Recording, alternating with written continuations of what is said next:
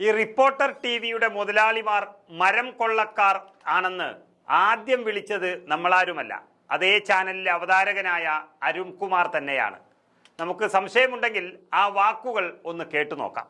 പ്രതികൾക്കെതിരെ വനം കൊള്ളക്കാരായ കാട്ടുകള്ളന്മാരായ പ്രതികൾക്കെതിരെ അന്വേഷണത്തിനുള്ള അനുമതി നൽകിയിരിക്കുന്നു ഹൈക്കോടതി. വനം വകുപ്പിന് സ്റ്റേ ആവശ്യപ്പെട്ടുള്ള പ്രതികളുടെ ഹർജി ഹൈക്കോടതി തള്ളിയിരിക്കുന്നു. ഒരുപക്ഷെ ഇന്നു തന്നെ പ്രതികളുടെ അറസ്റ്റ് തടഞ്ഞുകൊണ്ടുള്ള മുൻ ഹൈക്കോടതി വിധി റദ്ദു ചെയ്യാനുള്ള സാധ്യതയും കാണുന്നുവെന്നാണ് എസ് ശ്രീകാന്ത് പറയുന്നത്. അങ്ങനെയാണെങ്കിൽ മുട്ടിൽ മരമുറി കേസിലെ വനം കൊള്ളക്കാരായ പ്രതികളുടെ അറസ്റ്റിലേക്ക് കാര്യങ്ങൾ ചെന്നിട്ടും കേരളത്തിൽ അടുത്തിടെ കണ്ട ഏറ്റവും വലിയ വനം കൊള്ളയാണ് മുട്ടിൽ നടന്നത്.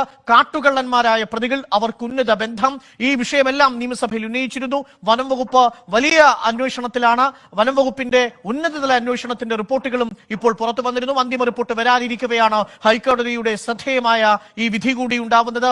ഈ മുട്ടിൽ മരമുറി കേസിന് പ്രതികൾ സമർപ്പിച്ച ഹർജി, സ്റ്റേ ആവശ്യപ്പെട്ടുള്ള ഹർജി ഹൈക്കോടതി തള്ളിയിരിക്കുന്നു. ഒരുപക്ഷെ ഇന്നു തന്നെ ഈ അറസ്റ്റ് തടഞ്ഞുകൊണ്ടുള്ള ഹൈക്കോടതിയുടെ മുൻകാല വിധി റദ്ദു ചെയ്യാനുള്ള സാധ്യതയുമുണ്ടെന്ന് ശ്രീകാന്ത് പറയുന്നു. അങ്ങനെയെങ്കിൽ കാട്ടുകള്ളന്മാരായ മുട്ടിൽ മരമുറി കേസിലെ പ്രതികൾ അറസ്റ്റിലാവാനുള്ള സാധ്യതയും തെളിയുന്നു. അതായത് മുട്ടിൽ മരമുറി കേസിൽ പ്രതികളായ ആന്റോ അഗസ്റ്റിൻ അടക്കമുള്ള അഗസ്റ്റിൻ സഹോദരന്മാരെ കാട്ടുകള്ളന്മാർ എന്നാണ് അരുൺകുമാർ വിശേഷിപ്പിച്ചിരിക്കുന്നത്.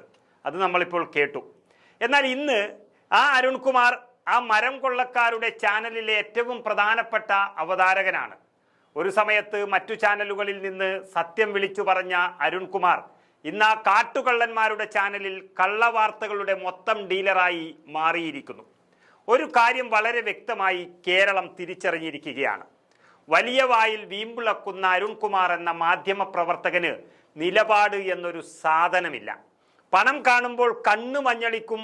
അതുകൊണ്ട് മാത്രമാണ് അന്ന് കാട്ടുകള്ളന്മാർ എന്ന് ജാമ്യം പോലും ലഭിക്കാത്ത മരം കൊള്ളയാണ് ഇവർ നടത്തിയതെന്നും മലയാളികളോട് വിളിച്ചു പറഞ്ഞ ഒരാൾ ഇപ്പോൾ ശമ്പളവും പദവിയും കൂടുതൽ നൽകിയപ്പോൾ പറഞ്ഞതെല്ലാം വിഴുങ്ങി എന്ന് മാത്രമല്ല, പച്ചക്കള്ളങ്ങളെല്ലാം പ്രചരിപ്പിക്കുകയാണ്.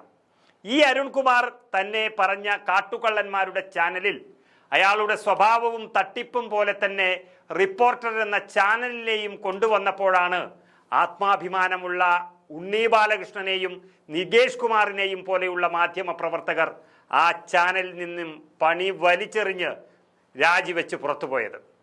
അവരെല്ലാം പോയതിനു ശേഷം അരുൺകുമാറും അയാൾ തന്നെ പറഞ്ഞ കാട്ടുകള്ളനും ചേർന്നാണ് ഇപ്പോൾ മീറ്റ് ദ എഡിറ്റേഴ്സ് പോലെയുള്ള നല്ല പരിപാടികളൊക്കെ അവതരിപ്പിച്ചു കൊണ്ടിരിക്കുന്നത്. ആത്മാഭിമാനം ഉണ്ട് എന്ന് നമുക്ക് ഇപ്പോഴും തോന്നുന്ന ചില മാധ്യമ പ്രവർത്തകയും അതിൽ ഉണ്ട്. എങ്ങനെയാണ് ഇതിൽ അവർ നിൽക്കുന്നത് എന്നാണ് മലയാളികൾ ചോദിക്കുന്നത്.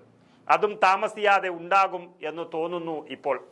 ഏതായാലും ഒരാൾ കാട്ടുകള്ളൻ അല്ലെങ്കിൽ മരം വേട്ടക്കാരൻ എന്നറിഞ്ഞിട്ടും അത് തൻ്റെ നാവുകൊണ്ട് തന്നെ ഈ മലയാളികളോട് വിളിച്ചു പറഞ്ഞിട്ടും പണം കൂടുതൽ കാണിച്ചപ്പോൾ അയാളുടെ കീഴിൽ പോയി ഓച്ചാനിച്ച് നിൽക്കാൻ കഴിയുന്ന ഒരാൾക്ക് നിലപാടില്ല എന്ന് മാത്രമല്ല, നട്ടല് എന്നുള്ളതിന് പകരം വാഴപ്പിണ്ടി എന്ന് പറയേണ്ടി വരും.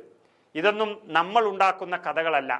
അരുൺകുമാർ തന്നെ പറഞ്ഞ വാർത്തകൾ ഇപ്പോൾ കേരളത്തിലെ ജനങ്ങൾ ഏറ്റെടുത്ത് അത് സോഷ്യൽ മീഡിയയിൽ വൈറലായി മാറുകയാണ്. അതാണ് ബാർക്ക് റേറ്റിംഗിലും ഇടിഞ്ഞ് റിപ്പോർട്ടർ TV താഴ്ന്നിരിക്കുന്നത്. കേരളം ഇവരെ ഒഴിവാക്കി തുടങ്ങിയിട്ടുണ്ട്.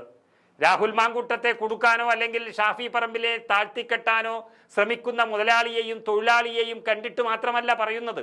കുറെ കാലമായി കോൺഗ്രസിനെ തകർക്കാനും CPM-ന് PR വർക്ക് നടത്താനും വേണ്ടി മാത്രം കള്ളക്കഥകൾ ഉൽപ്പാദിപ്പിക്കുന്ന ഈ നുണ ഫാക്ടറിയിൽ ജോലി നോക്കുന്ന അരുൺകുമാറിനെയും കാട്ടുകള്ളൻ എന്ന് അരുൺകുമാർ തന്നെ വിളിക്കുന്ന ആന്റോ മുതലാളിയെയും തിരുത്താൻ ഇവിടെ ആരും ശ്രമിക്കില്ല എങ്കിലും ഇനി ഈ നിലപാട് എന്ന വാക്കുമായി മലയാളികളുടെ മുന്നിൽ വരരുത് എന്നാണ് കേരളത്തിന്റെ താക്കീത്.